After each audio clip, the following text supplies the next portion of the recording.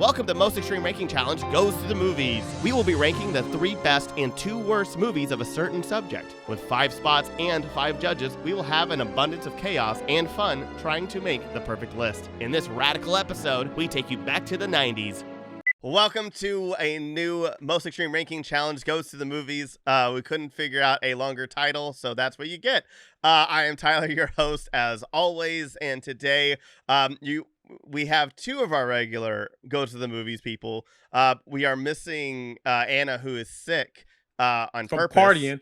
From partying so much. She partied like it was 1999, and here we are. Man, she showed up in Vegas drunk and left Vegas drunk. Nah, Anna, you watching this, you deserve that hangover because you know what you did. Hangover Part 4 with starring Anna. And then Samantha, or Betty Geek, is not here because of work. And so...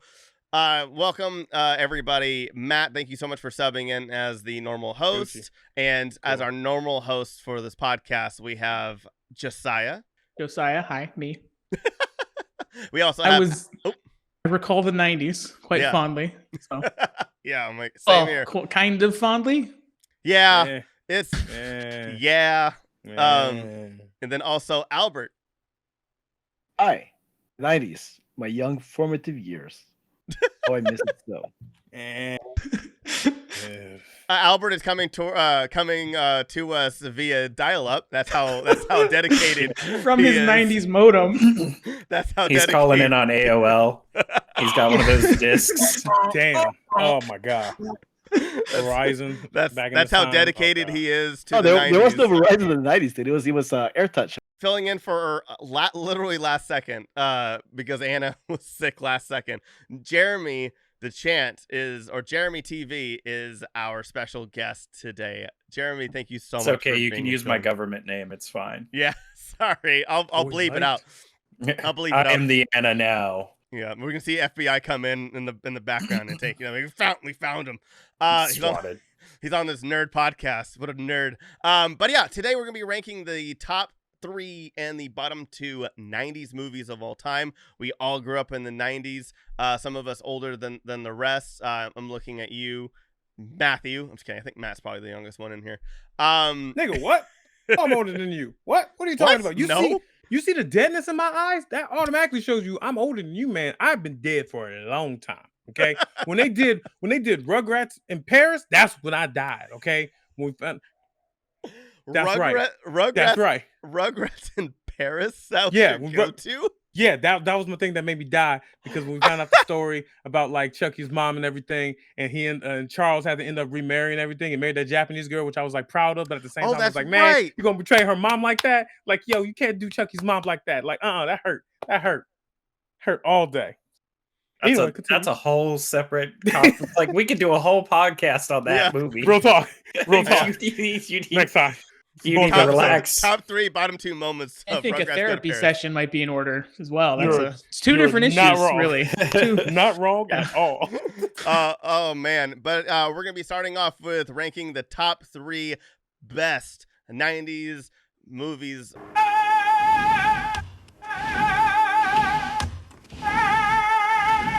For judges on this episode, at number 3 for the 3rd best, it'll be Matthew. At number 2, it'll be Albert. Number 1 will be Jeromy. And then for the bottom 2, at number 2, it'll be myself. And then number 1, Josiah. And unlike our main show, judges do not get to be selfish, and we do not get our own picks. Everybody has a hole on this list. Because I would very much like to not go first with my pick. I feel like I need to marinate it. Well, I'm the judge, right? You are the judge for sure. Would I'll you like choose. to pick? Okay. Yeah, I'll choose. Jeromy, go, Jeromy. I want to hear you. You would wait for me to take a drink, and then and then boys' night. That's the classic. The thing you try. I'm going to avoid being picked. Let me just take this drink. Oh, you picked me. I had no idea. We know your tricks. Work for it. See, now I don't want to say it because it's gonna feel like I pandered. I don't give a shit. Pander, fucking pander to me. All right, so the 90s had a lot of themes as far as movies go. One of them was sports movies. And the greatest sports movie of all time, in my humble opinion, is Space Jam. Oh my gosh. I get it. Space Jam for the culture. No. 1, for the culture. 2, the Looney Tunes meets Michael Jordan, the comedy, the animation, everything about the movie was just phenomenal. Mm-hmm. I hate sports. I absolutely hate sports. I cared more about that movie and more about Michael Jordan's career than any other random white kid on my block. I wanted the jerseys. I had all the toys. I had stuffed versions of Bugs and Lola Bunny. And I'm not even going to get started on Lola Bunny. That's a different conversation. You can. Oh, you definitely can. That's you definitely can. But I brought it up to pander to you. Damn right. I think, hands down, out of all of the 90s sports movies, Space Jam was the best sports movie because even if you did not like sports, you loved Space Jam. So for my number 3 pick, it's got to be Space Jam. all the judgment on Jeromy right now. Nah, I ain't judging. I love that. No, I know you're not. I know you're not. Here's the problem though. I'm amongst professionals, and y'all got me on this fucking episode. So prepare for other shit. I'm just letting you know. Yeah. Okay. You have ex-critic, you have critic, and you have producer, screen. Yeah, and that is great. That is great. But throw that all out the fucking window with me. Yeah, all right. True. Whatever you think is the worst movie is gonna be the best movie to me. You are chaos incarnate. Mm-hmm. I think Space Jam's not even like a chaotic pick. It's not. It Solid had pick. good acting, good animation, and like combining 2D and real world acting is like it did it better than most people. It is very 90s. I'll say that about it. Like extremely 90s. How can you get more 90s than Michael Jordan and the cartoon rabbits? But the most important, the coolest thing about that movie is the fact that it like spurred him on to like coming back to the NBA. Yeah. So that's really the historical career significance. and life changing. In terms of a filmic work of art, I would have to disagree. But I think that just shows maybe the age difference. I was a teenager at this point, so I had moved just beyond where this would work for me. But if I were like 3 years younger, it would, for lack of a better word, totally also be my jam. But being what this came out, it was it 96? Came out 97. What year? 97, I think. Okay, yeah. So I was born in 82. Something like so that. like I was 96, you're right. 15 probably. So Yeah. definitely So not the demographic. I was younger. I was definitely the demographic. I sang "I Believe I Could Fly." I tried out for choir. R. Kelly, maybe, we forget who sings it, but great song. Great song. Great song. We can separate the artist from the song, okay? We can separate the two. All right. Wow. The song was a banger. The Space Jam theme song, the whole soundtrack was good. Yeah, I'll give it that. I will definitely give it that. Mm-hmm. Okay, I don't want to go last, Matt. I just keep that in mind. I don't Okay, want to go cool. Since Josiah was talking earlier, Josiah, give me a professional opinion. Talk to me. Sure. So I don't pander to any of that. This is my list. So that's how I do it. So it works if you're chaotic, because I do have logic but no rhyme or reason. So for me, when we did the 80s list, I kind of thought of like, since it's summed down to 3 movies, you really got to like pick movies that are representative of more than just sort of like, Space Jam, actually, to defer, it's a little bit of a good choice because it is representative of the 90s in a certain way. It's a terrible movie, so I think, that's a check against it, but it's representative of the 90s. But a film that I think is a great film, possibly the greatest action film ever, and representative of the 90s, and being 9 years old when this movie came out, and seeing Arnold Schwarzenegger pitching this movie on every late night talk show as the hottest movie of the summer, greatest action movie ever made, James Cameron's best film still, he's just obsessed with making 47,000 Avatar movies now, is Terminator 2 Judgment Day. Sorry, I thought you were I think it just... Well, True Lies. That's Tyler. We did an episode on our old show Popmosis where Tyler, we had the whole in-depth episode where we brought that up. Where arguably that's the best one. I love True Lies. I got to go with. I think this movie usurps that, in terms of it was so big. It was such a huge movie at that time. I mean, absolutely, it lived up to the hype as movies rarely do, and it like the breakthroughs in special effects, but part of why it stands out for me is you have the CG of, the T-1000 and all that, but the practical effects, because it's one of the last handful of movies. True Lies is actually probably the last true one of that, of the practical effects action movies, where before it transitioned to Fast and the Furious, where it's a bunch of CGI cars doing things, crazy stuff, whatever they do. I just can't keep up with it. So that is my pick for that reason. I think it's a great film on its own merit, but it also represents the 90s in that way. And it was just a huge, huge film for the 90s. Solid. That is hard to argue with Terminator. Yeah, it's hard to argue with that. Now, Tyler, you can now go since you don't want to be last. Yeah, I would very much like that. Okay, so I went a very different route from both. Maybe mine aligns a little bit more with Jeromy. So I picked a movie that is a sci-fi film, and a very an amazing sci-fi film. And I'm actually let me figure. Wait. Okay, perfect. It came out in 1999, the complete end of the decade. I feel like that this movie has an audience. It's a movie for everybody. As long as you can handle or care about sci-fi, you will love this movie. And I think everybody that I know unanimously loves this film. It is a spoof movie, but it's also a really good sci-fi movie as well, with an outstanding cast of, you have Tony Shalhoub. You also, what? I have no idea where this is going. You have Sam Rockwell. You have Sigourney Weaver. You have Alan. Good movie. Yeah, thank you. Yeah, it's Galaxy Quest. Galaxy Quest is easily one of the greatest, honestly, sci-fi comedies ever. I think it actually helped bring back Star Trek too, as well. I love that movie, and I have watched that movie an ungodly amount of times. It was so big that they brought it back in comic book form and tried to make it into a sequel film, but unfortunately we lost Alan Rickman, and it'll be hard to make the movie without him. But it's such a good, funny film, just perfect for everybody. And so sorry, it was a good film. It was, it's hard to look back on Tim Allen movies, speaking of problematic people from the 90s. But separated. It's but Galaxy Quest is one of those, it's he was so coked out. It was so coked out. It wasn't even really Tim Allen. You know what I mean? It was probably a much nicer version than Tim Allen. Yeah, he was whatever the name of the character he played was, which I can't remember. Yeah. But the one thing I'll say, sort of a strike against that movie from my point of view, is it was released in the 90s, but no one saw it then. It was discovered I did on HBO a year later, when it then played over and over and over again, and then everybody saw it and realized, I wish I saw this movie when it was out originally. I think that's the cool, which is kind of cool how that movie was discovered, because it was really just a flop that came and went. It was a cult hit. Yeah, I remember seeing it with my dad in theaters twice.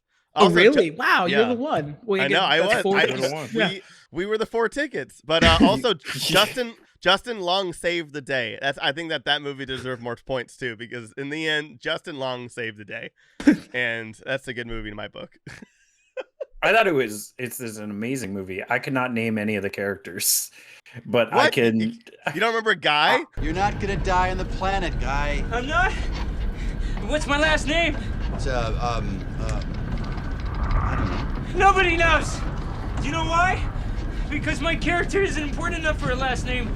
Because I'm gonna die 5 minutes in. Guy, you have a last name.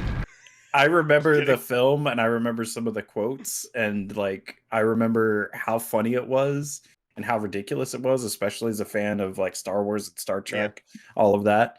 But yeah, it was definitely a cult hit, I think. Yeah, there's a great documentary on it that I can't remember the name. It's the saying that Alan Rickman's character, or the saying of the sort of the show, that there's a documentary that it's really good, that examines sort of the never give up, never surrender. Yeah, exactly. Yeah, never surrender. A Galaxy Quest documentary. I also say we went to Emerald City back in August, and to do Unnecessary Debates. And there was a museum that I went to with my friends, because our flight was heavily delayed. So we went to one of their museums, and they had the actual Ceres the villain's like costume, and it is so awesome and so Mopop? detailed. Huh? Mopop? I think so. It has like everything from every movie. It also had all of the costumes from Black Panther there too. Albert, bring it on home. Give me a choice. I'm gonna choose the snobby pick apparently, because apparently I didn't get a team of only geeky movies and whatnot. But some would argue this is kind of like a geeky movie if you're a film nerd. That is. In the mid '90s, most people were literally just going to the movies for the blockbusters, romantic comedies, all that stuff. And indies was just something that film buffs usually watched. But there was one indie I thought broke the mold here and spawned a lot of copycats, influenced a lot of people, and made them see movies in a different way. And that's Quentin Tarantino's Pulp Fiction. Oh, what? Ooh. Oh, I thought you were going somewhere else with that. A Pulp Fiction. Cool one. Yeah. Pulp Fiction was 90s? Yeah, 94. 93? Yeah. Oh, man. 94, yeah. Like, I was one of those guys who don't really watch independent films, but I guess the gangster aspect of Pulp Fiction brought me to the movie. And then the moment the first scene popped up in the diner, I'm like, what the heck am I watching here? Yeah. And it really brought me down to a spiral of like, wow, movies can be like this. Like, it's in, hold on, isn't that guy dead? Why is he alive now? It's like, it really like rolled my mind on what movies can be, what storytelling can be in filmmaking, and how cheap movies can be and still look good. And they brought back John Travolta, if that's a plus. But Samuel L. Jackson, of course, stole the movie for a lot of people, and even Bruce Willis was really good in it too. Yeah, Pulp Fiction. A very different role for him. A lot of copycats, and that's the bad part of this. That a lot of people completely try to copy the vernacular, the dialogue of Pulp Fiction, the style of it, and a lot of people failed. Yeah, Pulp Fiction is still the king daddy of it all. I like that choice. I actually own the wallet, Sam Jackson's wallet, the bad motherfucker wallet. I own that. That's my everyday wallet. I get comments on it all the time. It's not good that I watched that movie when I was young, because I was in 94 and I was 4 years old at that time. So I ended up watching it like later on in like life and everything. And I can quote that whole scene with Samuel L. Jackson saying, "Say what again? Say what again?" I can quote that whole scene. Yeah. No problem. I love that part. Oh, so good. See, I thought I guess I am younger than other people in here, because I was like, I didn't see that until it was much later in my life. And I thought of it as an 80s movie because of that. So I didn't see it until college. I saw Reservoir Dogs young for some reason. Yeah. Like they're both early 90s though, Reservoir Dogs and Pulp Fiction. It's a really like it's a good choice by Albert, because it's a very iconic film of the 90s, and it was also, like he said, the significance of it as an independent film was sort of a breakthrough independent film. Aside from other people trying to copy it, it was, Oscar nominated and those things, when that wasn't as commonplace for independent films. Although you could argue the indiness of it, because it's very much a Hollywood film with Hollywood people. Quentin Tarantino had already had an established career at that point. He was in the business, so it wasn't all-star like cast. It wasn't like he made it like, it wasn't like like sort of a parallel would be like Kevin Smith and Clerks, which was like a truly an outsider. Or that's what I thought you were going with. I thought you were going to say Clerks. Yeah. But the reason why I didn't go with Clerks, because in terms of like pop culture influence, Pulp Fiction kind of trumps Clerks. Yeah, 1,000%. It's a huge pop culture influence, but I mean, Clerks is, but Pulp Fiction, I think, kind of trumps it. Yeah, it's part of filmmaking history in a sense, but it also kind of established the whole soundtrack of a movie. Everybody wants to get their quirky soundtrack list into their movie. Speaking of quirky, the characters, they show up for one scene and they're iconic right there and then. There's so many things that this movie influenced with a lot of filmmakers of today. Because even like there's a direct influence from Pulp Fiction to Clerks, because Pulp Fiction had all the songs that kind of became the soundtrack, which were intentional. And Harvey Weinstein, but another, let's not talk about him, but he wanted a bunch of, he wanted to spawn so much greatness. There's a lot of horrible men out there. So on the All Man episode here, so he wanted, he basically then the budget for the movie Clerks is like 57 cents, and they had to spend like I don't know how many hundreds of thousands of dollars probably, or at least several $1,000s on the licensing rights to the songs that were actually used in the movie, because the release version that Harvey Weinstein wanted these like grunge type songs. He wanted like that grunge feel for Pulp Fiction, but it was like a direct, like it was that sort of like, oh, we need to sell the soundtrack album kind of thing. It's just funny how, but even Pulp Fiction like influenced movies in from a business sense too. Yeah. This is going to be interesting because, like, most of my list is like, oh, I realizing I was a child in the 90s. Yeah, same. I'm picking geeky nerd stuff. I am same with you, Jeremy, on that. So in this case, I'm going to manifest the power of Lamar the Con guy into myself right now and try and be as professional as I can and not be chaotic, because this ain't like a typical episode where I can be utter chaos. I have to try and be a little bit. You're right, but I'm going to try a little bit professional. And on that note, because of the 4 options I have, basically I have Space Jam, Terminator 2, Judgment Day, Galaxy Quest, and Pulp Fiction. 2 of these things are not like the others. 2 of these things are not like the others. And like my at this time during this time I was young. I think I may be the youngest one here. I'm not sure, but I was a child during this time, and some of these movies I definitely should not have watched as a kid. Like I watched Pulp Fiction when I was a kid, and I definitely shouldn't have watched that as a kid. That goes into some traumatic stuff that I could talk about in another episode as well too. So, going by this list, Tyler, I'm sorry. It's all good. Galaxy Quest did not have an impact on me. Oh, really? No, wait, hear me out. To be mentioned at that time, because when I think 90s, I'm thinking of 90s that was impactful and that I may have related to. I watched Galaxy Quest when I was older. I think when I was in college. So I understand and appreciate how that movie is. But from a 90s perspective, while growing up, that had no influence on me whatsoever, except it was the guy from Home Alone. I mean, not Home Alone, Home Improvement. That's it. Oh. Okay. Sorry. That's what I meant to say. What on that? I Sorry, was like, Tyler. what the hell? Josiah, I'm sorry. But Terminator 2, once again, as a child, I should not have watched these movies. And that is also a movie I definitely should not have watched when I was a child. And now when I go back and watch it again and realize how impactful it was and how good it was regarding quality and cinematography, solid as hell. But when you're young, that doesn't really catch your interest. All you see is scary robot chasing you. You're scared shitless. And like, I definitely didn't even finish the movie when I was younger because I was scared, you know? So I have to choose between Space Jam and Pulp Fiction. Why the choice? This is a wild choice in my opinion. Opposite sides of the spectrum. Both opposite sides of the spectrum, but both was impacting my life at that time. And as much as I want to say what again, I double dare you, motherfucker, say what one more goddamn time. I definitely can't choose this just because I definitely should not have watched that as a kid. But Space Jam was impactful for me. Oh my God. I get it. I understand. But when you think 90s, you think of Michael Jordan. You think of how he was in sports and everything. You think about the impactfulness of Looney Tunes. Like during that time with Looney Tunes as well too, like the Lot 33 shirts came out with Bugs Bunny and they had like a urban feel with it. And that was very impactful, at least from my uprising as well too, because that was something I thought was cool and interesting. And Space Jam itself gave us a banger soundtrack that I still listen to this day.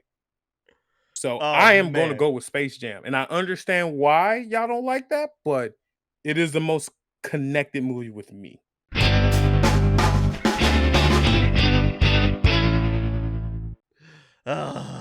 And at any point, you don't want to throw in a card. You know, it's great right though. We don't have cards on the show. I respect that you can have really great logic and still be wrong. So yeah, you know what? And that's fine. Water's wet, sky blue. You also chose Terminator, so you can't talk shit anyway. So what? Terminator 2? This is number 3, though. This is exactly. This is 3. Hey, top 5? Sure, I agree with you. But 3? Mm-mm. Space Jam is top 3 in my opinion because of the fact of how impactful it was.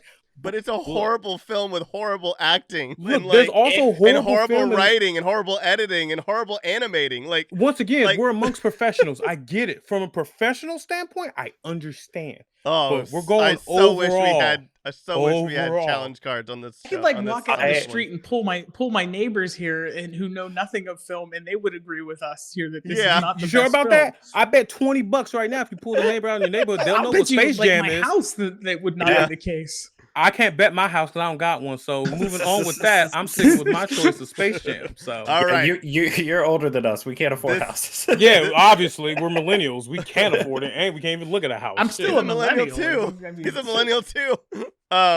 Oh my God, this is an episode so far. Alrighty, we're going to number 2. Albert will be our judge. Our number 3 was Space Jam. Matthew, you were judge last time. Would you like to go first? Sure, I would love to. Unless anybody wants to go first in particular. No, cool. All right then. So my number two is it was, I have 2 that are tied, but it's either I have to choose one of my personal favorites or I do it for the culture. And as the only Negro on this Boys Night podcast, got to do it for the culture. So my number 2 choice is, as they call it, a hood classic. It is a classic movie about, real talk, just being in the hood. Like, this movie was very impactful to at least Black culture and Black community because of the fact that this is what people dealt with, like in Los Angeles, South Central. This movie was so impactful. I literally have witnessed this and dealt with this many times in my life while growing up.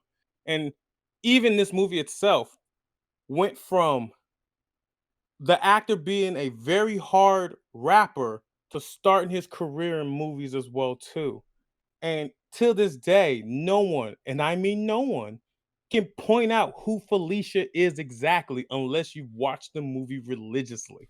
So my choice is Friday. Yep, I knew with it. Ice Cube and Chris Tucker before he went Christian and shit. I thought you were going Boys in the Hood because you were like the other side of it. But there's 2 sides of it. That was actually Ice Cube's breakthrough movie. Yeah. Yep. So, but like there's a lot of Black influential movies with that. Friday resonated more with me because I used to actually grow in the I grew up in the neighborhood where the movie took place at. So I understood how it was for the culture. I understood about random crackheads showing up. I understood the pastor that was very religious but being a deviant as well too. I understand very hot mother walking by and you're like, damn, like Friday was a part of the culture, but it also was a part of a lot of people's lives, like every day, especially if you grew up here in Los Angeles. And from there, we also got other movies as well too. Next Friday, Friday After Next, and just from there, solid movies that Ice Cube has just given us, even while he was doing music as well too. Because even when NWA came out and like Straight Outta Compton was a thing, you never would have thought Ice Cube would do a movie. You know, like. And him being a producer, and I believe not director, but he was a producer of the movie. Great fucking movie. It explained what it was like living in the hood without it being over dramatic and adding like different like Hollywood scenes. No, it was a real movie. Yeah. And a lot of people did experience that. So I love once Friday. again, it is for the culture, but also one of my favorite movies. And the writing is so good in the movie. Like the comedic timing of the writing is so good in the movie. Like the way they set up the quick back and forth that they have, just so good. And they had such a good sequel, and that was it. I did not like the cool thing, Friday like After Next. Like you were saying though, the about the culture and growing up in that environment. The reason that movie kind of transcends that, the reason that it did transcend that, is because I am a white kid from a rural Pennsylvania, and the character types are people that I would see. Like the guy wasn't well. Actually, I knew where the crackheads were, but you know, it was the drunk guy, or there was these. I literally delivered the newspaper in a trailer court. So like all of those types of people lived in that community around me. So that's why I feel like that movie works too for a lot of people, is because it transcends the quote, you know, the target audience in that regard. You know, and that's one of the things that really holds up well. And like you said, I think like, you know, I thought you were going the Boys in the Hood path, but this movie kind of transcends that in a way too, because that's a movie that is a good movie, but it can be very melodramatic and heavy to the point of like, that's not life either. There's a balance to it too. Like, you know, it's like there is a balance with Boys in the Hood, and Boys in the Hood does have a very impactful feel as well too. But that is the serious, intense, Yeah. oh shit kind of situation. While Friday was actually something everyone dealt with, whether it was very dramatic or casual as fuck. Everyone has at least dealt with a situation that has happened in Friday at least once. You know, I always refer to the scene like you don't fight a crackhead, crackheads wobble, but they don't fall down. Like that whole like I grew up in a rough neighborhood, so like it was highly relatable for me. Yeah. And I thought the whole movie was just super well done. And like I said, the writing it speaks for itself. Like the quips are great. Solid choice. Oh man. Okay. Now, okay, who's gonna follow that? All right, Albert, who would you like to go next? I guess we go alphabetical order. So, Tyler. Okay. Alrighty. Definitely not alphabetical order. Whatever. But Go, Tyler. M the T. Hi. We loop around. We loop around. Yeah, you got to keep going. Okay. Yes. Okay. So mine is an animated movie, and before we started recording, Jeromy said that he did not have any animated films on there, and then he said what his number one movie of all time was, which was my number two always on this list. I have chosen The Iron Giant. It is a Marvel feat for animation. I understand that like Disney makes movies for everybody, but they are always going to be more geared towards children no matter what. Where I think The Iron Giant was literally a movie that really didn't even need to be animated, but they did it, and it's just so gorgeous. But it was a movie that was like, that's a true movie for everyone. It didn't really hold back. It didn't have a bunch of fart jokes or like little animal characters, or anything like that. It just told a story smart, in an intelligent way for both children and for adults to understand. And it's a movie that is referenced so much. Like, I feel like a lot of people in the 90s knew who Superman was because of that movie, because of The Iron Giant. Because we didn't really see Superman much, except for unless you read comics or you saw the animated series. And then, because none of us, I don't think, watched Lois and Clark, right? Did any of us watch Lois and Clark? I did, but I was a weird kid. Oh, okay. As we've established, I was a pretty weird kid. I definitely didn't watch that, and I'm Terry so Hatcher glad. was the good Lois Lane, so you know. Yeah, absolutely. But I mean, I'll never watch it now because of the other guy. But hey, Because the other guy, yeah. How many bad people are in this shit, dude? What? Like Dean Cain is trash. Dean Cain is trash. But weirdly, anyway, once on a flight from Pittsburgh, my wife and I are like, that guy looks like, what's that guy? Oh, it was the guy from Superman. It was Dean Cain. And I happened to Google him, and it happened to be his birthday that day. And he was on our flight back to LA. It was just a weird coincidence, but yeah. Dean Cain's birthday was July something. Oh man. But fuck. Iron Giant is, I mean, that animation is unbelievable. I absolutely cry every time I watch that movie. And I've seen that movie probably over 20 times. But again, because I want to talk about like because a lot of my list is like more about legacy, about like what has happened, cult followings, and also like not exactly like what is like helped with other movies and stuff like that, but more of just about cult followings and what has really stood the test of time. And I really do believe that Galaxy Quest for one was one, and then but Iron Giant 1,000%. I like that Tyler in it is like creating a sub list within the list. Like this is a future episode. Like it's called ADHD. Oh man, and it's true. At the beginning of this, I specifically avoided animated films because I'm huge in animation. I was like, that needs to be its own episode. And top of that list for me is absolutely The Iron Giant. And you talk about it holding up. I don't even want to go against you right now because it's like my favorite movie. So I will I'm freaking out that you picked the same thing. There's literally really one movie that I think is better than it. And so I recently had my partner watch it and she had never seen it. And she thought it was amazing. She cried. She went through the whole gambit of emotions I went through. Damn. And I Cartoon Network, I don't know if people knew this, in the 90s, Cartoon Network used to do these 24-hour, 3-day long marathons of the same thing. And that's how I watched The Iron Giant over and over and over again. Yep. Every day I'd wake up and I'd watch The Iron Giant for like 5 hours. And so it's too bad Warner Brothers doesn't know what to do. with the Iron Giant property. What do you mean? He was in Space Jam too. Well, he was in Space Jam. He was in Ready Player I was One, in Space and Jam. I know the Was worst in kind Ready of Player way One. to use him. Oh, and they put him in the new game Multiverses, their new Smash Brothers. Jeremy, we don't talk about that. We don't talk about that because of how broken fucking Iron Giant is in that game. We don't talk about that. It's so good, my boy. So fucking broken. I had to change up my list a little bit, and I think this should be number one, but since I'm picking for number one, no, I'm gonna give you guys a chance to put it as number one. I know somebody's gonna pick it, and if somebody doesn't pick it, I'm gonna throw a fit. God, I hope we're on the same page here. So I think pulling from my list, because there was one that I don't think Albert's gonna pick, but if there was other people here, I would win. I am gonna go with The Mummy. Damn, that was 90s. Brendan Fraser, the whole cast, beautiful. The cinematics, amazing. The acting, I like. Space Jam's looking like a better pick all of a sudden. Oh, you didn't like The Mummy? Oh my God, The Mummy. I don't hate it. Don't get me wrong. Don't get me wrong. I don't like hate it. Don't get me wrong. I don't want to misconstrue that, but you can continue. Sorry. The Mummy raised a whole generation of bisexuals.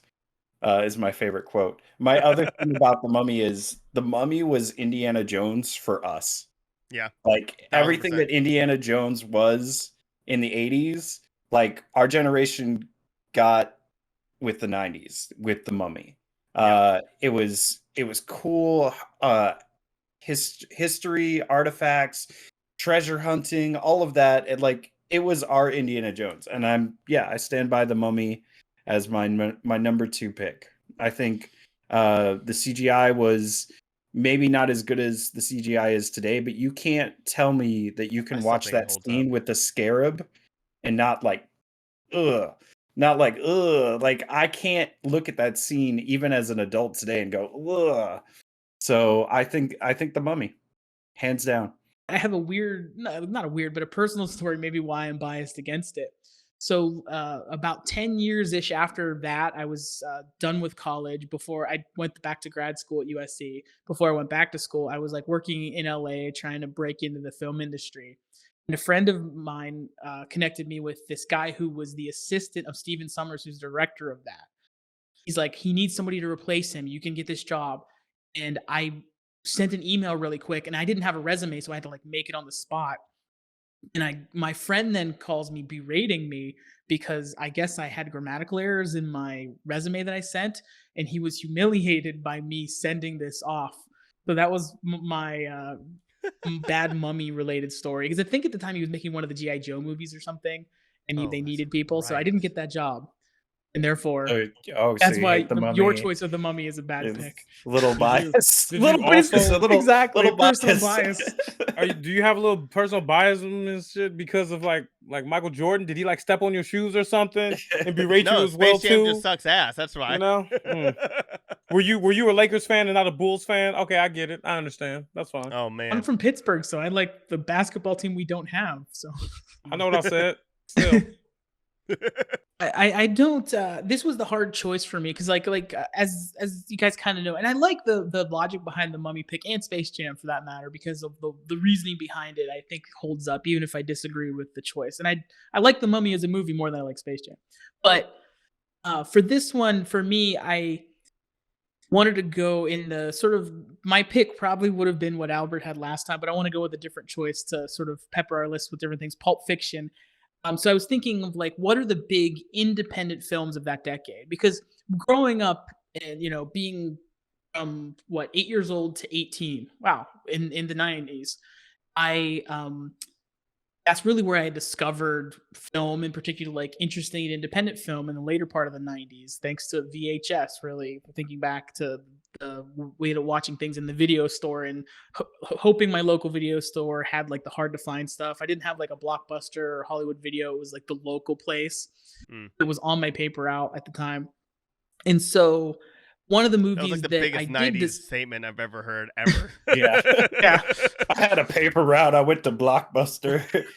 Uphill both ways in the snow. 15 miles. When it snowed, my dad would drive me, actually. When it snowed, my dad would drive me, thankfully. But, and it was, like I said, a movie that represents sort of independent film to me at least, but is also I think a great film. Being John Malkovich, it's a unique, strange movie that it pushes buttons in ways. It's evocative. It's such a weird concept. When you explain it to someone, it shouldn't work. Yet it becomes this beautiful, beautiful, profound thing. And I just think it's such an absolutely unique movie, and it's reflective of what we got to know from Spike Jonze later in his career. This is before like Spike Jonze was who we know him to be as a filmmaker. I was kind of tossing around like maybe pick Rushmore or something, you know, the Wes Anderson route. What are the other independent filmmakers that kind of came up at this time? But Being John Malkovich for me, when I saw it, it borderline shocked me with just how strange it was, but how powerful emotionally too. That a film could be that way. I didn't know that movies had the ability to be like weird and odd and yet beautiful at the same time, and that was what that film was. And it's again, and I guess why I appreciate the Mummy choice and even the Space Jam one is it for me. It's a pick that it's a great film on its own, but it's representative of the 90s independent film that I discovered at that time, and it's sort of very emblematic of that, and that's why it's my second choice. I love Charlie Kaufman. This definitely shows the difference between like our gaps and what we would have liked at the same time. Because I watched that movie and I was younger than you, so I watched it. It made me very uncomfortable. So I didn't rewatch it until later, and I enjoyed it when I rewatched it later. But as a younger person growing up in the 90s, I watched it and I was like, this is making me very uncomfortable. You talk about therapy for a movie. That one made me. I need to go talk to somebody after that movie. So yeah, there's. I think it's great that we have like this gambit of like you had a different experience because of like the age that you experienced the movie at, and for me, like seeing it later, loved it. But like when I watched it in the 90s, I was like, I cannot appreciate this. Is the nice way of responding to it. It's a good movie. It's not my favorite Charlie Kaufman. But I love it so much. I think Anomalisa is my favorite. It's definitely a good independent film choice. Oh yeah, like Tyler, you sure you want me on like this episode, my nigga? Cause like this is all professionals and shit. You know what? And I'm like, what the fuck? You know, I made a mistake, but Betty Geek and Anna screwed us over. I'm kidding. No, you guys are amazing. I love this. This is all awesome. This is hilarious. This is perfect. It's a good balance because we're getting like. That's the fun of the episode right there, man. That's what this is. Oh yeah, it challenges even my perceptions of what makes film matter to someone, and I appreciate that. As someone who loves film. Tyler, I love doing the ranking challenges with you. When we do ranking challenges, usually which you should 100% like, comment, and subscribe on. We usually have fun with the list, and we're like, oh, people are going to be mad at the list. Email us at jkrowland@gmail.com for any complaint. I feel like when this episode's released, people are actually going to be pissed and try and murder me on the streets because of our choices. No, I feel like people are going to be like, thank you for representing Space Jam. That's going to be like 10%. The other 90% going to kill us. So like, no. I know who uses the internet. The internet loves Space Jam. Yeah. The other 10% are still waiting in line for the arc light to reopen or whatever is happening with the arc light. Touché. But anyway, okay, alrighty. So Albert, you have 4 movies to choose from. You have The Iron Giant, The Mummy, Friday, and Being John Malkovich. So these are also all over the place too. Like none of these are connected. I would say Iron Giant and The Mummy are kind of a little closer. Hear me out. All I'm saying, is don't be racist. That's all I'm saying. That's all I'm saying. Don't be racist. I keep hearing that tours me this week for some reason. I'm just saying. All I'm saying is think about my ancestors and the shit that we dealt with for like thousands of years and shit. Don't be racist. First off, going into this episode, I didn't realize that we were gonna have fun with our picks, because I was trying to be kind of like Tyler said, legacy picks, like movies that will influence generations of filmmakers and whatnot. I guess I went about it the wrong way. I do like the fact that our picks are personal. You guys, at least. Well, mine too, actually. But so going with Josiah's first, I'll go reverse here. Being John Malkovich. Okay. Loved the movie when I saw it. It was absolutely bizarre, just the way I wanted it, and introduced me to Charlie Kaufman, who eventually made Adaptation, which is my favorite Charlie Kaufman movie. Adaptation. And that's great and all. However, John Malkovich, I don't know if people go back to the movie as much as we think. The nerds and the geeks and the weird people will love the movie, but not exactly like a mainstream pop culture kind of phenomenon. Being John Malkovich, I don't think so. So I'm not going to choose that. Sorry. The Mummy. Of The Mummy. Really had fun with it when I watched it in the 90s. And yeah, it was cheesy in a sense, and totally like Indiana Jones kind of like, but with The Mummy. Totally get that. That was my feeling too when I saw the movie too. And it does have somewhat of a legacy nowadays. People do remember The Mummy quite fondly. I wasn't a big fan of the CGI, but we got what we get, from the 90s. But still not gonna pick that one though. Right. So then we got down to the Iron Giant on Friday. Iron Giant, obviously we all love Iron Giant. But when I saw it as a kid too, I'm like, hey, it's E.T. with a robot. But essentially it's like I loved it just the same. Albert, Albert, where are you at? I just want to talk, Albert. I just want to talk. E.T. with a robot. Yeah, perfect. That's what it is. A lot of dogs do the whole thing where you got the alien. I just want to talk. Let me know where you stay, Albert. Like, just let me know. Oh my god, that is so amazing. This. What, you guys don't like E.T.? What? But that was great. The point is that Iron Giant was like a phenomenal movie when it came out, and I still hate the fact that we're not getting good products out of that movie nowadays. Not using the guy properly. Okay, and Friday, funny movie. Gotta love that slice of life kind of feel to the narrative. The characters are like people you want to hang out with, people kind of thing. So it's kind of, it has a comfortable feel in Friday, and it's a funny as heck movie. So it's gonna come down to Friday and Iron Giant. And I keep hearing this word a lot, this phrase a lot tonight. When I was a kid, I liked this movie, and honestly, I liked Iron Giant the most. So I'm gonna go with Iron Giant. Yo, let's go! Yes, it's a win for all of us. It's a win for all of us.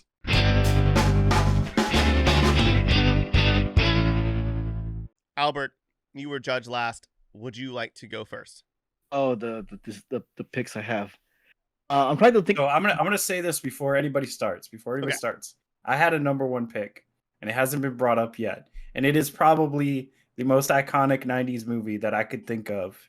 And if one of you doesn't say it, I'm gonna be very sad. So yo, can you DM it to me real quick? Can I like I'll pander to the judge. I don't give a shit. Like, in that case, I'm gonna move away from the more nerdy picks that I think should be obvious. I'm gonna go with Scream, 1996 movie Scream. Oh, wow! Right? Okay. So this is a movie that really blew up the horror genre when it came out. Because nobody was thinking about being meta. Right? This is the horror movie that really went meta. It had a movie in the movie, a horror movie in the movie, filming the movie. And it was very self-referential, which is a whole thing that happens nowadays. Spawns so many people being self-referential, being aware, actually have like actual characters in a movie that have seen movies. How many times do we watch movies where it seemed like none of them have seen a movie before? And this is one of the ones that really brought it out to the open. Yeah, everybody's seen a movie. You should be aware of all the movie tropes and apply it to real life, because that's apparently the lesson we learn. Movies and TV show apply it to real life, because apparently it's real life, right? But yeah, and such a simple horror figure, guy in a black cloak and a white scary mask, and it's still iconic. Scream. That's my pitch. That's a good pick. Okay. So if check out my channel, Josiah is right. I did an interview with Mark Scheffler, who's an actor who was not in Scream, but he was in Wes Craven's first film, Last House on the Left. And in our conversation with Mark, it came up how you have Wes Craven, such a brilliant filmmaker in that genre in particular, that he like invented the genre, kind of the slasher genre at that time. and reinvented it in the 80s and then reinvented it again in the 90s. And it and again, like Albert said, being a kid or like a teenager in the 90s, that was a huge movie too. Really big, really iconic movie that, yeah, from that point of view, it holds up in that regard for sure. Yeah, and created a horror icon. Like Ghostface is in the game Dead by Daylight, and has been referenced. Yeah, he's a character in Dead by Daylight, and it is referenced all the time. And they just had a sequel, so it's still going. I'm pretty sure I did not choose your pick. All right, so let's go with Tyler. Okay, I know for a fact I didn't choose your pick. So all right, go ahead, Matt. This one is my absolute favorite. This was a personal one. I'm not pandering to nobody. I religiously watched this movie. I'm not kidding. I watched this movie damn near. Actually, I watched it last week, just because I love the fucking series. It is one of the longest running shows right now. It is actually animated as well too. This movie taught me a lot. It was iconic in the 90s. It gave us very impactful shit. And to add on to it, anyone young couldn't watch it. We had to somehow sneak into Blockbuster or Hollywood Video, convince our parents to rent this movie for us, but not look at the box because it's technically rated R as well too. Yeah. To this day, this movie has taught me so much. It taught me where to find the clitoris at. It taught me. It still to this day tells me what would Brian Boitano do. Like I have no fucking idea at all, and it took me forever to look up who the fuck he was. So my movie is South Park, the movie. I love that movie. That was my original one. Bigger, longer, and uncut. It's so good. Like for an animated series that's just a kids cartoon talking mad shit with kids each other. Cartoon. Wait, what? It's a kids cartoon. Oh, okay. Thank you. Kids cartoon talking mad shit about four fuckers from South Park, Colorado. The movie was actually fucking good. Now, you got a little bit of a teaser earlier that year because Matt Stone and Trey Parker did the movie Basketball as well too, and they did sprinkle a little bit of South Park in there with some of the voices and everything. But yeah, that was the iconic movie for the 90s. Like when you found out, spoilers, when you found out what the fuck Kenny looks like and when he actually spoke for the first time, oh yeah, that set all schools on fucking fire because people wanted that for the longest time. We found it was so raunchy, it was exciting, it was funny as hell. It threw back so many references to other previous episodes. Till this day, I still call someone an Uncle Fucker from Terrence and Phillip. Like it's so goddamn good. Now, once again, I understand everybody won't agree with me, and I understand. But when you think of iconic shows and iconic things in the 90s, South Park was it. And the movie itself, even though it was 99 near the end of it, it actually brought in a nice era into the 2000s because then we got better quality shit. Yeah. It was the movie of the 90s. Tyler, do you need a minute since he picked your No, what year? I don't need a minute. All right, Tyler, go for it. I will say this. Okay. I understand it is not a good film. And I know this is not your pick. I know this 1,000%. You know why I know this? Well, I'll say in a second. I understand that this is not the greatest film of all time, but I have to say, I know you said that there are 3 definitive 90s movies. I think you are cutting this one so much more short. I think this is the definitive 90s movie. 1,000%. Like Shrek is the definitive 2000 90s movies or whatever it's called. This movie is so iconic nowadays and always was. It was scary for me when I was a kid when it came out. It came out at the end of the decade, but it encapsulated everything.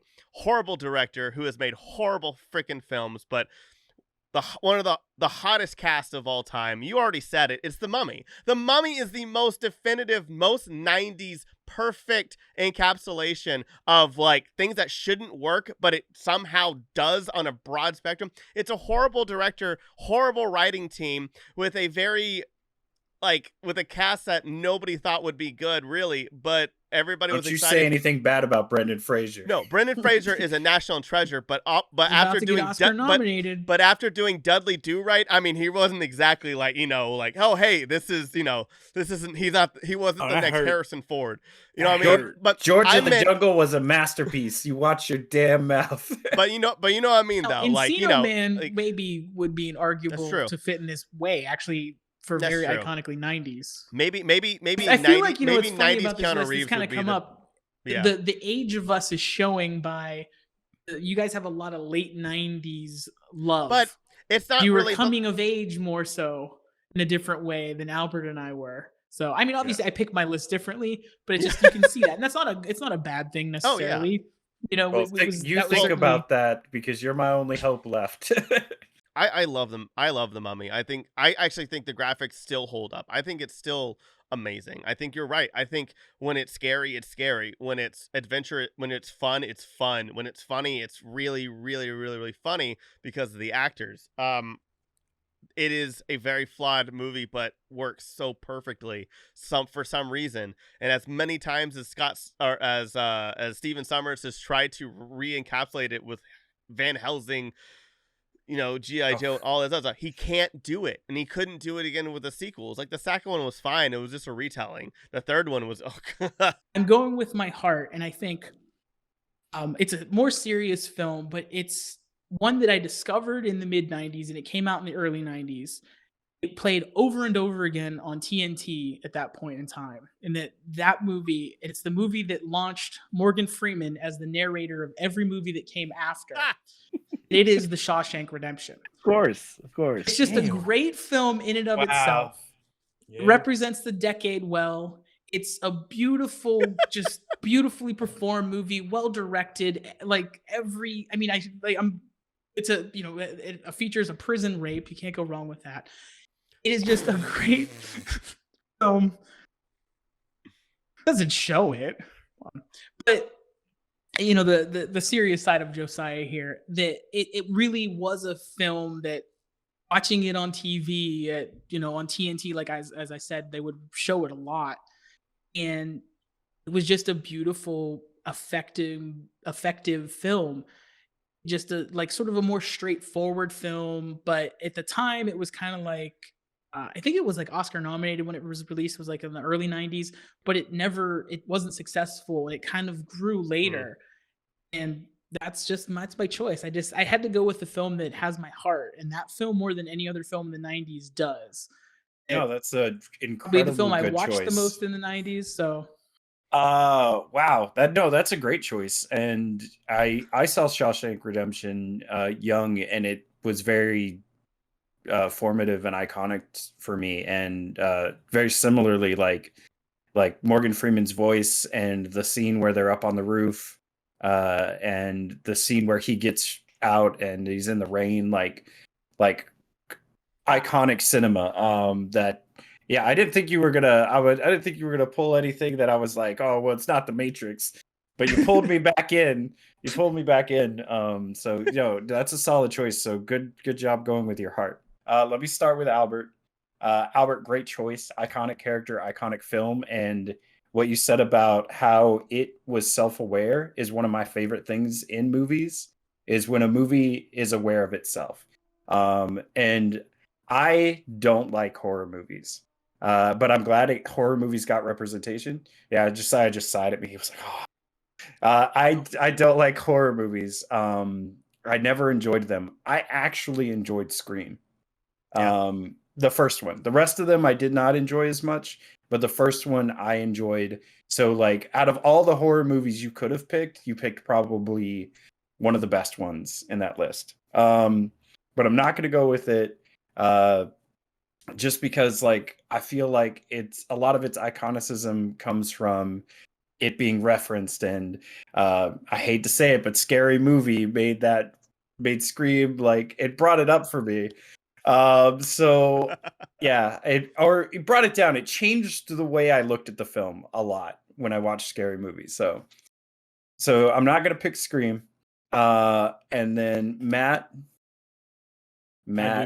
I get it. Look, I get it. If we were doing pure animation, I get it. Good pick. But the reason I'm not picking South Park is because if you had never watched an episode of South Park and you went and saw that in theaters, it wasn't, you wouldn't have enjoyed it as much. I get the people who were fans of South Park, it was great. But if you were going to see it purely as a film, standalone as a film, without knowing anything else about the characters, it's a little gated.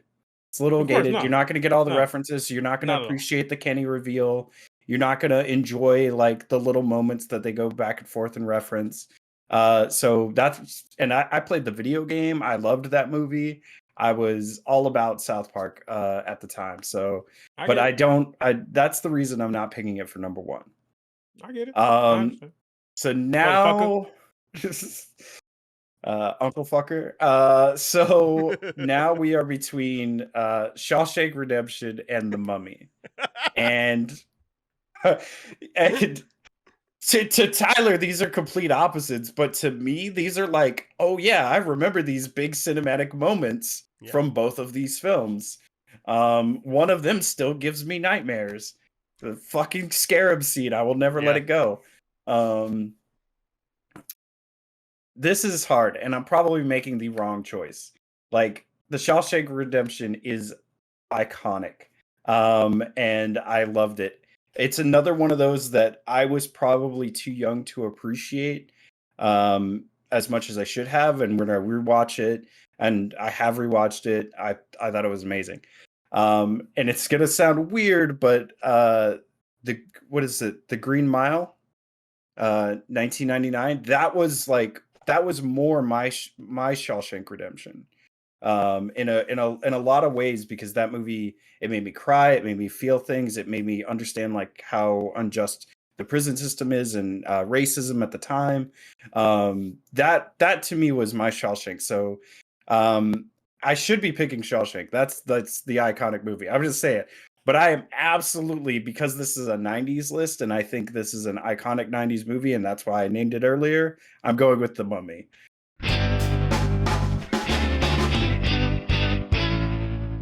All right, we have our top three, the greatest. We are all professionals. We're professional guys' night and boys' night. Boys' night. Alrighty, we have chosen Space Jam at number 3, The Iron Giant at number 2, and The Mummy at number 1. Josiah and Albert are just so happy with this list. The Iron Giant is a top tier 90s film. So I see. I came in thinking this was like a film list, and it turns out it's an episode of Game of Thrones. Oh no, we're trash. No, we're absolute trash. Now we're gonna go on to the 2 worst of all time. I will be the judge on this one for the second worst 90s movie of all time. And Jeromy, would you like to go first? I do not want to go first. Okay. Who would? I'll choose. I want Matt to go first because he's making a really creepy face to his camera. I do it for the culture. But the culture ain't always the best choice sometimes. There's a lot of black iconic movies during that time. And a lot of people of Negro descent actually love this movie. Love it. I, on the other hand, hate the shit out of it. Because I don't give 2 shits about it. You wanna know why? Because let me describe this to you. Imagine Harold and Kumar go to White Castle, but with niggas. And instead of going to go get food, they find a condom. The movie Booty Call is bad. I remember. Oh my god. It is a shit movie. It's so bad. If you haven't watched it, good. I'm glad. Once again, very 90s though. Very 90s. Very 90s. Very 90s. And once again, a lot of people ain't going to agree with me on this. But doing things for the culture is proper, but other times there are things we need to leave behind and we don't need to acknowledge it at all. And Booty Call is one of them. Because once again, it was literally Harold and Kumar go to White Castle for niggas. Literally that. You may not understand this because y'all are not niggas. I've seen Booty Call. How dare you? No. Okay, you're part nigga. All right. You're not going to say it, but you're part, for some reason, you're part black. And I don't understand how. But we'll talk about that in another podcast episode. The point is, Booty Call was not a good movie. And it wasn't. Very known actors and actresses as well, too. It had Vivica A. Fox in that shit. Yeah. It had Jamie Foxx as well, too. it was a movie with bangers in it, but like, really? Like, it's a movie about going on a double date and going on an adventure to try to find a condom so you can fuck people. Like, why? Why does this movie exist? I would like Josiah to go next. Okay, so there's a lot of bad movies in the 90s, and Steel was one of them that was on my floating around there maybe list. There was a lot of bad superhero movies, particularly in the 90s. They were trying to like figure out that genre, and it went really, really sideways. Batman and Robin was one that I remember going to the theater and being excited to see, and it was like one of those not early, but first like experiences where I went on my own and paid for my ticket and was really disappointed in what I saw. And that was one of them that could be there. I'm going with a superhero movie that's so bad it was never even released. It wasn't even meant to be released. A superhero movie so bad it was just made to keep the rights to a property, so like 10 years later they could finally make the movie, and that is Roger Corman's Fantastic Four. Yep. I watched that recently too. It's god awful. The documentary's awesome, but documentary's awesome. Terrible. It's great. And I'm actually working on something for my channel about it. So that should be out soon as well. So hopefully these coincide with release. And it wasn't even intentional why I picked it. I've had that script in my stack of YouTube video scripts forever. Oh, God. But it is such a bad movie. You could argue that it's like so bad it's good bad, but it is so bad that it was released. Avi Arad supposedly destroyed the prints of it, that it was so bad and he didn't want it out there. It did leak out there, fortunately, so you can watch the whole thing on YouTube thanks to people, doing transfers. I was excited to see this movie, and it was shelved, and I never knew for years what happened to it. I just kind of forgot about it. And then it was way, way, way later when I discovered it on YouTube, when YouTube still wasn't even like longer videos than like 10 minutes or whatever it used to be. And it was broken up into like chunks that way. And that's how I finally watched it so many years later. And I was like, this thing, it exists, this mythological, this is the unicorn, that horrible, terrible unicorn, but a unicorn. And then I finally got to see it, and I was like, that's why they didn't release that movie. Next up, I would like Jeromy to go. I'll end it with Albert. This one is iconically bad and famously bad. And I think it's more relevant to you. Hopefully my next pick is more Josiah has heard of it, especially if with the movie he just referenced. He may know about this one I'm gonna do last. I am gonna go with the movie that nearly killed video game movies. I'm going with Super Mario Brothers. Oh God, yeah. As iconically awesome, iconically bad. Great. It was Dragon Ball Super and Avatar: The Last Airbender before that. It had all of this reference material. It had all these games, all these characters that it could have built off of at that point. And cartoons. Yeah, they had the cartoon show. They had everything that they could have built it off of. And the movie is made by somebody who had no idea what Mario was. And it's so sad because the budget looked like it could have been a good movie, but it's famously bad. The Bowser is like this creepy, like weird gangster character. The Mushroom Kingdom is like this weird, like cyberpunk dystopia New York. Like it is bad. The characters are bad, and even with like the good actors between like Mario and Luigi, much better than Chris Pratt, is bad. It's iconically bad, and it almost killed video game movies to the point where after that, like people were like, maybe we shouldn't do Mortal Kombat. Maybe we shouldn't like push into that genre of movie making. And since then, like Mortal Kombat, I liked.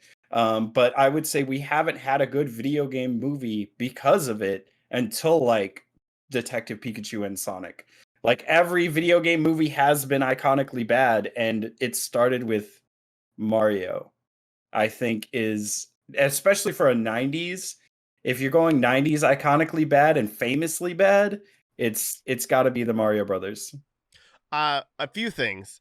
I'm gonna argue this later. I'm gonna disagree with you about the directors didn't know anything. Their directors didn't know a lot. It's argue with the studio. There are two things I suggest anybody to watch. There's a documentary called Super Mario Brothers. This ain't no video game, and then the other one is What Happened, Super Mario Brothers. They both dive into it, and it's insanely enlightening. But it was essentially this husband and wife who wanted to make a Mario movie, and the studio told them, and they wanted to do a futuristic weird thing that even Nintendo was down for, but it was just fighting with the studio and too many hands in the pot, and that's why what we got. And if you read my reviews, and Tyler knows my opinion about a lot of movies, he's like, I don't hate a lot of movies. Okay, no. I'm very forgiving, very, very forgiving. So when he said like, oh yeah, worst movies for the 90s, I'm like, I don't even remember what I hated in the 90s, right? And then it just kind of dawned on. I was gonna say one of the Joel Schumacher Batman movies, even though it's for me it's kind of like whatever. But Josiah kind of mentioned it, and piggybacking from Super Mario Brothers, I remember vehemently hating Mortal Kombat Annihilation. Yeah, because I liked the first Mortal Kombat movie. I actually really did love the first. Okay. Like, Mortal Kombat. Yeah, I was all in. I was all in with the first movie. I hate the first one. Then Annihilation comes out, and I'm like, what the hell is this? It's like they just threw everything together because it's Mortal Kombat without any sense or reason. And the fighting was not as interesting as the first one was, and the costumes were like just blah, and everything was just like, what happened? They just like threw everything together just for a quick buck, it seems like. And unlike Super Mario Brothers, which is iconically bad, as Jeromy mentioned, nobody really remembers Annihilation. Nobody should. I do. I remember it. So yeah.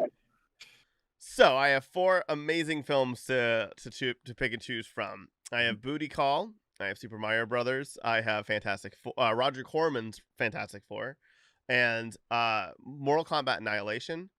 I will take off Super Mario Brothers because here's the thing about Super Mario Brothers. It is still a fun movie to watch, to make fun of with friends. It is a blast. Like The Room, Super Mario Brothers. Like when I used to do bad movie marathons, which I don't know if you remember, I used to do that at a company I used to work at with you, Albert.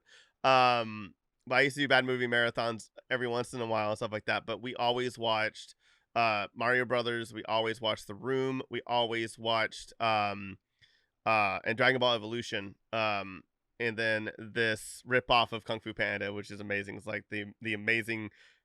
It's like the Chinese panda warrior. It's like, I think it was horrible. Anyways, and so I'm gonna take off Booty Call, but goddamn, Matt, that was a good fucking pick. It's a terrible film. Yeah. Are you serious? Yeah, it's terrible. I mean, come on. Compared to a movie that didn't really release, that was so bad it didn't even really release. I mean, it released, but it didn't really release. Wait, and what do you mean it didn't release? It leaked.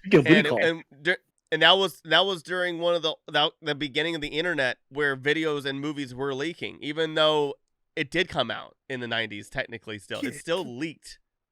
I mean, like, let's be honest here. Okay, are you okay? But then I have Mortal Kombat Annihilation, which I'm actually going to be picking as Mortal Kombat Annihilation because that makes no sense. Because the planning that they had for more Mortal Kombat movies, they were trying to make a franchise out of it. They were going to have a tie-in TV show. That movie destroyed everything. It fucked over so many plans. Literally at that point, the most profitable video game series, and they fucked it up so hard that like people stopped. Nobody bought Deadly Alliance. Like that's how Deadly Alliance wasn't even good in the fucking first place. So no, it wasn't. Oh no, it was Mortal Kombat 4 at the time. But like Mortal Kombat 4 tanked. But like Annihilation damaged everything. Like that franchise on every level. That it killed the legs of it. And I disqualified in my head Fantastic Four because it didn't technically come out. It leaked out. But Tyler, I almost didn't pick it. I almost didn't pick it for that reason. But it's great. It's great, and I'm glad it's said. I just feel like it needed to be said out loud. Yeah. This is a bummer, man. That's It's a bummer. Yeah. Don't try and justify booty call. Don't try. Well, I'm not. I'm saying I'm but justifying. Josiah's right though. Josiah's right. Okay. Either way, that's number 2. Mortal Kombat Annihilation, second worst 90s movie ever, and we go on down to the worst 90s movie of all time. And I will go first, unless Josiah doesn't want me to. Go ahead, dude. I will go first since I was judged last. This failure of posing to be a different movie that came out the exact same year with the ugliest CGI of all time. I know Mortal Kombat 1 has some horrible and CGI. I'm talking about Ants. Fuck Ants. Ants is the worst thing, one of the top 5 worst films I have ever seen in my entire life. Ants is so bad. It is Woody Allen, which I don't even get me started on that, whining for an hour and a half as an ugly ant with Sylvester Stallone as an ugly ant with a plot that doesn't matter. And like the fact that another movie came out the same year looking like, I don't know, art, and just completely annihilated it. Like Ants, it's just the worst. It is the worst. Yeah. I did not actually hate Ants, so shrug, right? I'm forgiving, like I said. I'm obviously. Actually, I kind of fell asleep watching A Bug's Life, so there's that too. So what? Yeah, I love A Bug's Life. I don't know if it's the case for Albert as it was for me, but I went and saw A Bug's Life because the Star Wars Episode 1 trailer was on the Bug's Life, and that was the movie you had to go to see it because it was not easy to stream video in 1998, I believe, right? Yeah. It's funny because I don't know that I hate Ants for sure, but it's the other Bug movie at the very least that came out that year. So. I love Bug's Life. I love it still today. Huh. I loved A Bug's Life. I just watched it. Like during the pretty pandemic. little butterfly. Jeremy, you're next on my list. So. Oh, I wanted to go last for this. Okay, so my movie is a movie that was so bad,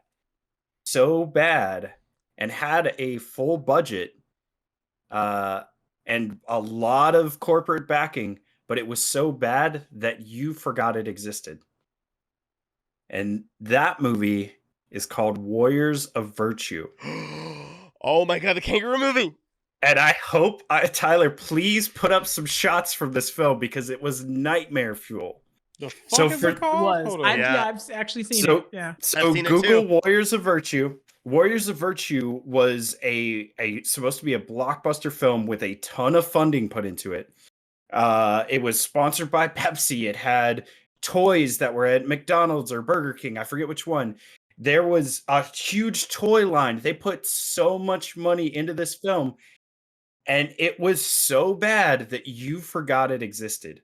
So yeah, this was after Ninja Turtles was popular. We had all those bad cartoons that were rip-off of Ninja Turtles. Some of them were good. Street Sharks, I'll give you. Biker Mice from Mars. So this movie had, if you look at this movie, if you look at the characters, if you look at these kangaroo people, they are nightmare fuel to look at. And it was so bad. And I, as a kid who loved Kung Fu, who loved Power Rangers, who loved Ninja Turtles, I was so excited to go see this movie. And as soon as the kid falls in the little sewer drain that takes him to another world that's full of like kangaroos and rhino people that look hideous, I was out. And it was iconically bad. The toys, I had all the toys before the movie came out. I had all the Burger King toys, and like there were Pepsi commercials featuring like these characters, and it was the commercials for it. They put in so much money and it flopped so bad that it is one of those things that was so bad your brain blocked it out until this moment. Well, it's funny because, like Jeremy, like you said, that it was so big on the hype. I remember the hype. Like, I remember the hype about the movie more than I remember the movie, and I was all on board because I was a big Ninja Turtle fan. This was kind of the end, as I was like sort of not being into toys, or at least thinking societally I shouldn't be into toys. I've changed my mind about that, but the hype was so big that I was excited about this movie. It was so bad that it was gone before I ever got to see it. And I saw it. I saw it years later, so I did see it, but it was like way later when I learned that it was a bad movie. I was like, oh, that, like you said, that movie, I forgot that existed. Let's watch it. I'm pretty sure it also was only available at Hollywood Video too. I don't think Blockbuster, or it was like one of them didn't carry it too. Yeah, it was so bad it almost immediately got pulled from theaters. It died on VHS. But the toys were awesome. The toys were great, and like the premise was good-ish. Like the idea, everything they were going for, like the kangaroos had different elements. One was steel, one was fire. Like they were doing fun kung fu stuff that was there. Like, and it could have been so good. And with the amount of money they put into it, it could have been amazing. It could have been a whole launch, but it was so famously bad that people just completely forget it exists. Matt, you're next on my list, my friend. It hurts me too because the movie is absolute garbage, but the series as a whole is god tier amazing. It's been around since like the 60s. I want to say 50s, but I'm actually not sure. But the reason why this movie was so bad was just like most things regarding anime, Hollywood shit and everything. A success of a movie or of something in a different country, then they try and bring it over to America and try and translate it into like an American version of it and everything. And obviously it does not pander well. I love the King of Kaijus with all my heart. I truly do. Oh. But Godzilla, the 1998 version of the movie, was the worst fucking thing in my life. Fuck, I forgot about Godzilla. Exactly. That's why the movie. No, fuck you. So I love the whole Godzilla series. Roland Emmerich, man. I follow that shit borderline religiously. And out of all the Godzilla movies, out of all of them, that was the one I fell asleep in, and I just hated it, and it just sucked. I even tried to rewatch it, fell asleep again. I tried to rewatch it a third fucking time. Got through it, realized why I fell asleep as well too. That movie was bad, and it's a shame because when you look at every other Godzilla movie, and I mean every other one, from original Japan to the new ones now, anything in between, they're usually so fucking good. And they're so fucking amazing. And the quality and the cinematography and even the composure of the music as well too is so good. But this one, What about the movie where they prayed Mothra away? Hold on. Look. We understand. Look, I understand. Look, they prayed Mothra away. You're not wrong. You're not wrong. But at the same time, compared to this one, I'd rather pray away Mothra and give different kind of bad, you know, and like it is what it is. The Lord Jesus Christ himself took Mothra away, so whatever. And then you you have Roland Emmerich, the director, and Dean Devlin, the producer, coming off of Independence Day, which is another hugely iconic 90s movie. Mm-hmm. It holds up. I don't know how well it holds up, but I'm saying in terms of like 90s things. Will Smith, the action, Vivica Fox, right? All these things that are like huge. Like the movie was huge at the time, and then they make the Godzilla. That's their follow up to that. Like it was insulting that movie. Jeremy, I understand. We all have different tastes. The main point is Godzilla. That movie in particular was an insult to Godzilla movies itself, in my personal opinion. And that movie should not even been made. I'll make it quick then, just to wrap things up. It's a cliche answer. And honestly, I would have gone with Batman and Robin, but I'm actually going to go with Batman Forever. Yeah, I agree. Wait. Which one's the one with the bat nipples? That was Batman. The one that represents them. Batman Forever is the one that first shows you the bat nipples. Correct. Oh, that's right. Okay, they're both of them. That's right. Okay. All right. Which one was which? Yeah. He gets his new costume. It's the big reveal later in the movie. Yeah. The Val Kilmer one is the one. The reason why I'm choosing that over the cliche answer, which is Batman Robin, because at least Batman Robin at least embrace being campy, so I'll give them that. It was campy, and it was campy, right? Who can forget like Mr. Freeze's lines, right? But everybody chill. But Batman Forever was like that Joel Schumacher wanted to do campy, but can't go completely campy because coming off from Tim Burton, so it was a mixed bag of many different things that just did not work. And Rusted Metal Batman. But Batman Forever, it's for me, like it kind of ruined the Batman franchise, and especially coming from the Tim Burton movies. Batman '89 and Batman Returns was great, and then Batman Forever comes along and just kind of ruined the character. Uh, Made him too lighthearted, I guess, compared to considering when he's Batman. There was a scene where he's like doing this stupid grin that kind of like rubbed me the wrong way, and the whole movie just kind of like it was forgetful. Jim Carrey tried to save it by being crazy, but I was about to say Jim Carrey was great. Yeah, Jim Carrey was amazing. He tried to save it, but no, not to me. Batman Forever, it's by no means a great movie or even maybe a good one, but I don't hate it. I enjoy it, and like I said, the personal experience of watching Batman and Robin and like feeling offended in the theater, whereas this I was still young enough that I could, where you just accept this is what a Batman movie is, and I'd already seen the other ones, but like this is now what it is, and I just accepted it and enjoyed it. Whereas I will Batman say and Robin, Batman Forever did give us one of the greatest movie songs of all time. I'm just saying. it did. I had the soundtrack. No, Kiss from a Rose. Yes. Right. I had the soundtrack, and there's a U2 song on that soundtrack, and I played it over. And over that's again. Right, Bad Days. Oh yeah, my god, good song. I just gotta say, it's more the forgettable other Ant movie from 1998. Not that it's a good movie, but it's more hard to remember than it is bad to me. Warriors of Virtue is a strong contender, but it's just kind of more forgettable and almost more interesting because of the hype that was there as opposed to the movie. But one of the other formative experiences in me becoming maybe a film snob or something, I remember I was in high school. It was the summer after Godzilla came out. And it was like the recap with a kid you hadn't seen all summer. You're like, hey, how you doing? I'm good. What'd you see? Oh, I went and saw Godzilla. It's the best movie ever. And I spent the next 40 minutes explaining to him why he was wrong, why Godzilla was absolute trash and one of the worst movies ever made.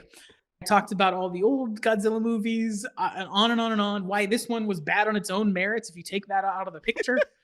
And I just ripped this movie apart. By the end of it, he agreed with me that he didn't like Godzilla. And so I have to go with Matt on this one and say Godzilla is the worst movie of the 90s. And it is certainly one of the, even if you don't think it's the worst movie, it's one of the biggest bombs of the 90s. Could they pour money into that movie? The marketing behind that movie, the here lizard thing with Taco Bell. So my oldest brother, lizard. This is a bummer, man. That's a bummer.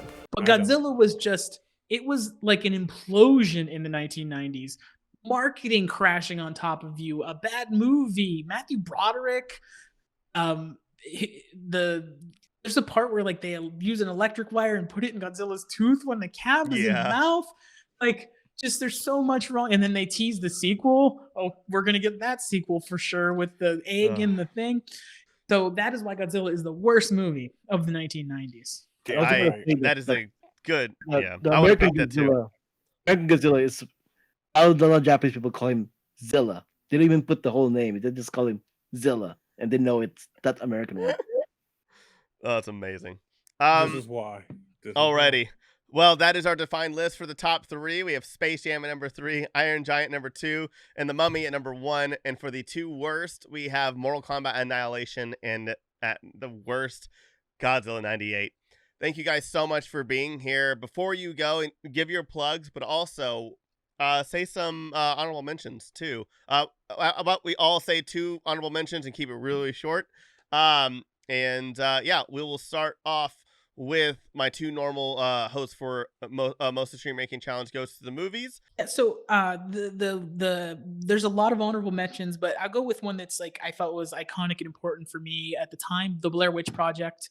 Maybe not a great film, but such a groundbreaking film, very different film that holds up. And another one that was a big film for me and my friends with sort of problematic filmmaker behind it that I wanted to mention is Braveheart. It was a big, and especially if this is guys' night, I feel like, Braveheart's a very good movie to mention on guys' night. Just ignore Mr. Gibson's anything he's done or said.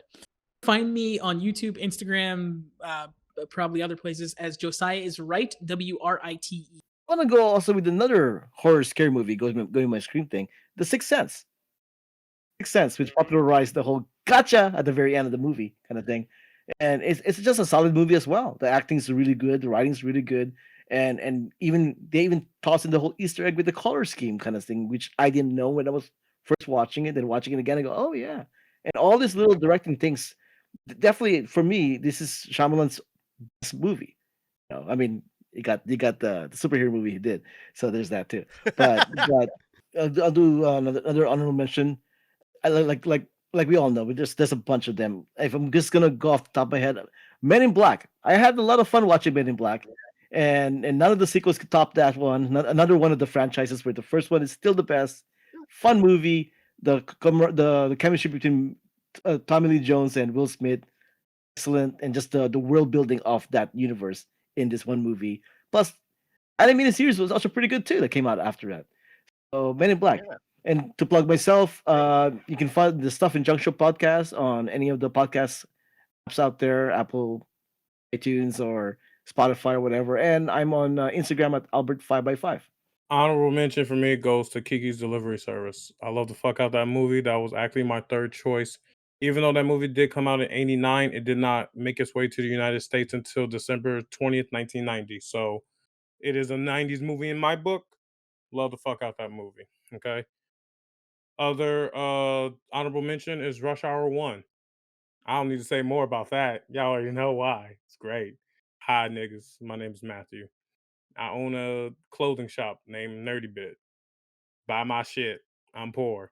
I got college debt to pay off because I don't know if Biden going to cancel this debt or not. So go on my website at nerdybit.co and buy my shit. I had a big list of honorable mentions. I think the 90s was a great time for films. So this was it was hard for me to pick because I have so much nostalgia for these. So for my first honorable mention, I have to give it to Jurassic Park. We mentioned it earlier. It's iconic. I love dinosaurs. I love the ride. Everything about the film to me was amazing. And as a kid, it like sent shivers down my spine. There were intense moments. The effects were amazing. The practical effects were just phenomenal. And it has to be Jurassic Park for my honorable mention. My other honorable mention was a split between two Robin Williams films that were very iconic for me. Any Robin Williams movies? Oh my god! So for Robin Williams, I have to say Mrs. Doubtfire is the reason I got into voice acting, because that movie taught me that voice acting was a job because of the opening sequence. But the movie itself is hilarious. I think it's really iconic. But if I'm going with one that stands up to this day, I have to go with Hook. And I am JeromyTV.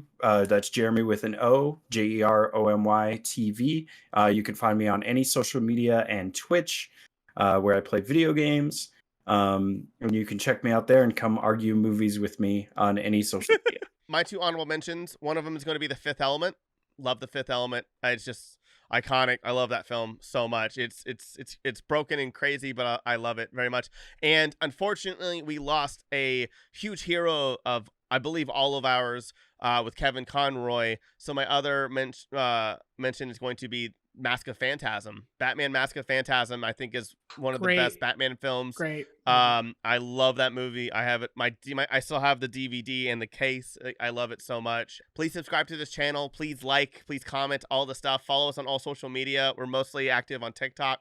And thank you so much for watching and listening to us argue for this long. And have a wonderful day and keep on ranking.